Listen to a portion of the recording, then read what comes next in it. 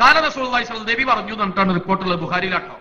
മൻ തസബ്ബഹ കുല്ല യൗമിൻ സബ്അ തംറാത്തിൻ അജ്വ, ഒരാള് ഒരു ദിവസം രാവിലെ 7 അജ്വ കാരക്ക തിന്നാൽ.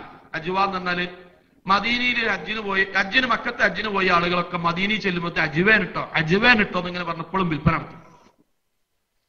ഒരാള് അജ്വ കാരക്ക തിന്നാൽ 7 എണ്ണം എന്നും രാവിലെ, ലം യദുറുഹു ഫീ ദാലിക്കൽ യൗം, ആ ദിവസം അയാളെ ഉപദ്രവം ഏൽപ്പിക്കുകയില്ല.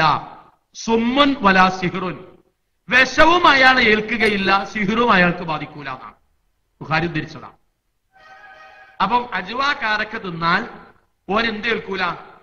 ഓന് വിഷം ഏൽക്കൂല, ഓന് സിഹിറും ബാധിക്കും. സിഹിർ ഫലിക്കും എന്ന് പറയണോല് ഉദ്ധരിക്കുന്ന ഹദീസ.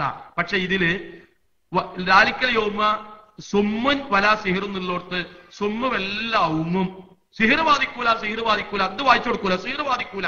അപ്പൊ സിഹിർ ബാധിക്കും എന്നുള്ളതുകൊണ്ടല്ലേ എന്നാ നമ്മളൊരു കാര്യം ചെയ്താൽ മതി. നമുക്കൊരു ബുദ്ധി ഉണ്ടല്ലോ, അജ്വ കാരക്ക കൊടുക്കുക 7 എണ്ണല്ല, ഒരു 14 തന്നെ കൊടുക്കുക, 21 എണ്ണം തന്നെ കൊടുക്കുക, ഒന്ന് ഊക്ക് കൂടിക്കോട്ടെ, എന്നിട്ട് ഓന് കുറച്ച് കുരുടാൻ കൊടുക്കുക. ഹദീസിലുള്ളതാണ്,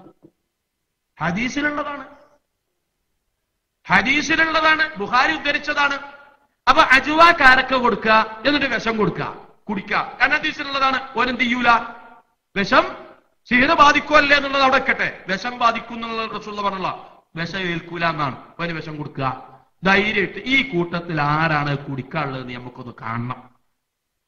അജ്വ കാരക്ക തിന്നിട്ട് അത് നമ്മൾ ഫ്രീ കൊടുക്കാം, നമ്മളെ വക ഓസി, എന്നിട്ട് കുപ്പി നമ്മളെ വക ഫ്രീ കൊടുക്കാം. പക്ഷെ ആത്മഹത്യക്കും കൊല ഇതിനും കുറ്റം ഉണ്ടാകാൻ പാടില്ല, ഒക്കെ എഴുതി തയ്യാറാക്കിയിട്ട് വേണം. എന്നിട്ട് മരിക്കുമല്ലേ എന്നുള്ളത് നോക്കുക. ഹദീസാണ്, ഖുർആനോ ഹദീസാണ്, ബുഖാരിയാണ്.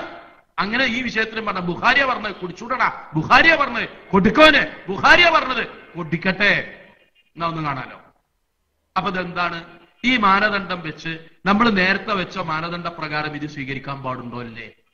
അവിടെ നിൽക്കട്ടെ.